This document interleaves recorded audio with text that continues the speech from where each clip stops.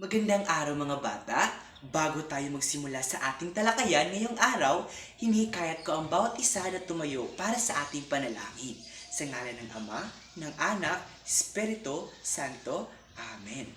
Maaari na kayong umupo. Magandang umaga sa inyong lahat mga bata! Ako si Ginoong John Mar P. Pinaso at ako ay masayang masaya na nakita kayo ngayon. Bago kayo umupo, tingnan niyo muna ninyo kung mayroong mga kalat sa sahig na nakapaligid sa inyong mga silya at pulutin ang mga ito. Kapag natapos na kayo, maaari na kayong umupo. Ngayon, naalala niyo pa ba ang ating mga alituntunin? Mabuti. Una, makinig kapag may nagsasalita sa harap. Pangalawa, itaas ang iyong kamay bago magsalita.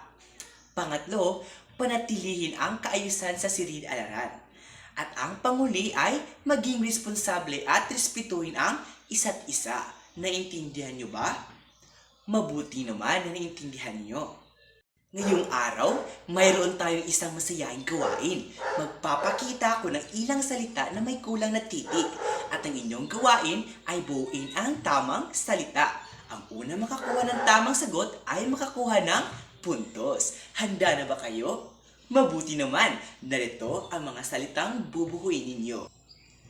Ano sa tingin nyo ang sagot sa unang bilang? Tama, paniniwala. Ngayon naman, ano kaya ang sagot sa pangalawang bilang? Pamahiin. Magaling. Para sa pangatlong bilang, ano kaya ang tamang sagot? Tradisyon. Tumpak. Paano naman ang pang-apat? Kultura. Mahusay. At ang panghuli? Pagbabago. Napakagaling. Ano kaya ang kaugnayan ng mga salitang ito sa ating aralin? Malalaman natin sa ating talakayan ngayon. Ngayon, bago tayo dumako ay nais ko munang basahin ang mga pamantayan sa pagkatuto. Pagkatapos ng aralin, ang mga mag-aaral ay inaasahang una ay nasusuri ang pagkakaiba at pagkakatulad ng mga paniniwala noon at ngayon upang maipaliwanag ang mga pagbabagong naganap sa paglipas ng panahon.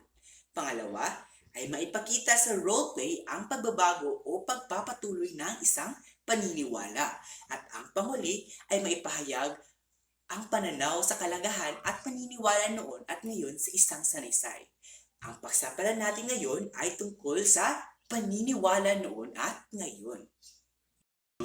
Bago tayo magsimula, balikan muna natin ang ating pag-aralan kahapon. Ano ang tinalakay natin kahapon? Tama! Ang tinalakay natin kahapon ay tungkol sa kolonyalismo. So, ano nga ba ang kolonyalismo? Magaling! Ang kolonyalismo ay ang pananakop ng isang makapangyarihang bansa sa isang mahina o maliit na bansa upang kontrolin ito at pagsamantalahan ang likas na yaman nito. Mukhang nasa ulo na ninyo ang ating misyon kahapon.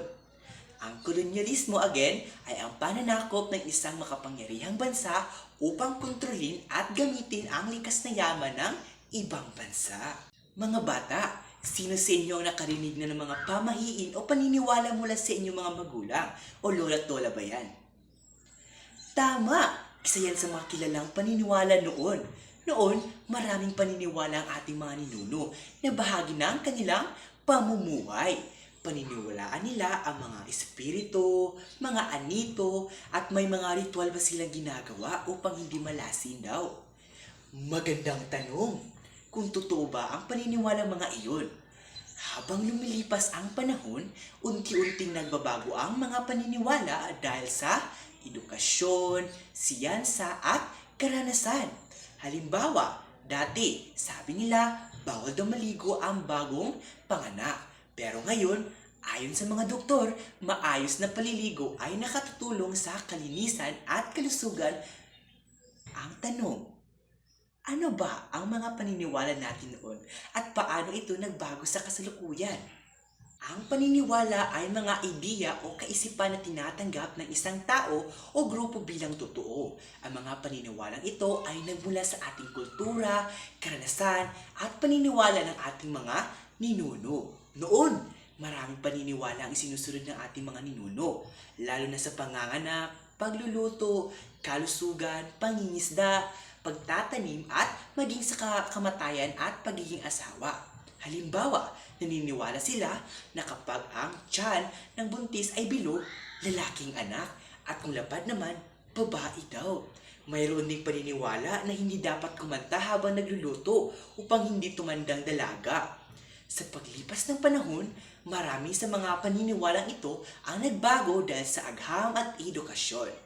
Hindi na natin tinatanggap ang ilang paniniwalang walang batayan. Ngunit may ilan pa ring pinapahalagahan dahil sa kanilang praktikal na gamit.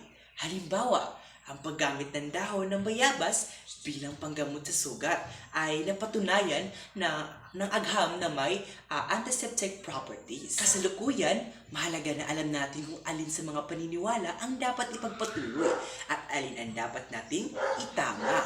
Ang pagpapalaganap ng tamang impormasyon ay nakakatulong upang mapanatili ang kalusugan, kaligtasan at kaayusan sa ating pamayanan. Naiintindihan niyo ba mga bata? Mabuti naman mga bata. Ating gawain ngayon, hatiin ko kayo sa dalawang grupo. Ang gawain natin ay noon at ngayon, ano ang paniniwala? Panuto. Ang bawat grupo ay mag-iisip ng isang paniniwala noong unang panahon at ang katumbas nitong paniniwala sa kasalukuyan.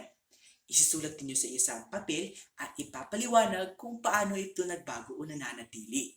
At pagkatapos ng pagsulat, ipapakita at ipapaliwanag ninyo sa klase ang inyong mga sagot. Makinig tayo sa bawat grupo at alamin kung may pagkakatulad sa inyong mga sagot.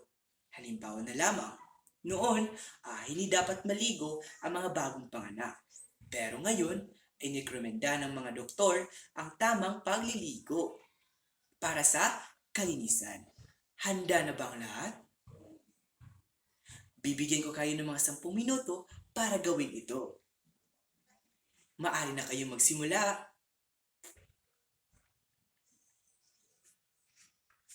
Tapos na ba ang lahat? Okay, pangkat isa, maaari na kayong pumunta sa harapan upang ipresenta ang inyong gawain. Magaling mga bata, bigyan natin sila ng masigabong palakpakan. Pangkat 2, kayo naman ang presenta. Magaling pangkat 2, bigyan natin sila ng masigabong palakpakan. Lahat ng sagot ninyo ay tama. Ngayon naman ay magtatanong ako. So, ano ang napansin ninyo sa mga paniniwala noon na yun? Maganda ang inyong obserbasyon. Tama kayo na maraming paniniwala noon ang nagbago dahil sa agham, teknolohiya at mas malawak na kaalaman. Ipinapakita nito na patuloy tayong natututo at umuunlad. So, ano ang mga dahilan ng pagbabago ng ilang paniniwala? Tama kayo, nagbago ang ilang paniniwala dahil sa pag-aaral ng teknolohiya at mas malawak na pag-unawa. Habang lumalawak ang ating kaalaman, may mga paniniwalang napapalitan ng mas makabagong paliwanag mula sa agham.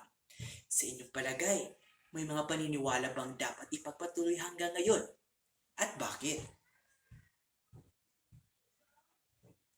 Napakahusay ng iyong pagsusuri. Ipagpapatuloy ninyo ang pagiging mapanuri at bukas sa bagong kaalaman. Ngayon naman ay maglalakbay tayo sa nakaraan gamit ang time machine ng paniniwala. May isang aktibidad tayong gagawin ngayon, ang paniniwala time travel, noon, ngayon at bukas, na kung saan ang bawat pangkat ay magsasadula ng isang paniniwala noong unang panahon. At pagkatapos ay ipapakita kung paano ito nagbago o nananatili sa kasalukuyan. Gamitin ang inyong pagkamalikhaing upang gawing mas kawili-wili ang pagtatanghal. Bibigyan ko kayo ng 10 minuto para mag-usap sa inyong mga kamembro. Maaari na kayo magsimula sa inyong pagpaplano.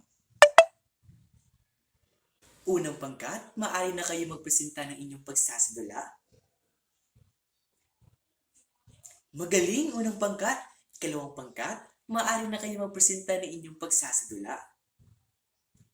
Magaling, ikalawang pangkat. Bigyan natin ang bawat isa ng masigabong palakpakan. Ang inyong mga pagsasadula ay kahanga-hanga at naipakita ninyo ng maayos ang gustong ipahiwati. Ipinakita rin ninyo ang inyong pagkamalikahin at husay sa pagpapaliwanag ng pagbabago ng paniniwala noon at ngayon. Magaling mga bata! At ngayon ay magbibigay ako ng pagsusulit upang masuri kung talagang may natutunan kayo. Kumuha kayo ng isang buong piraso ng papel at isulat ang inyong pangalan, baitang at seksyon. At pagkatapos, bibigyan ko kayo ng 10 minuto para sumagot. Para sa unang bahagi, gagamit ang Venn diagram or gamitin natin ang Venn diagram.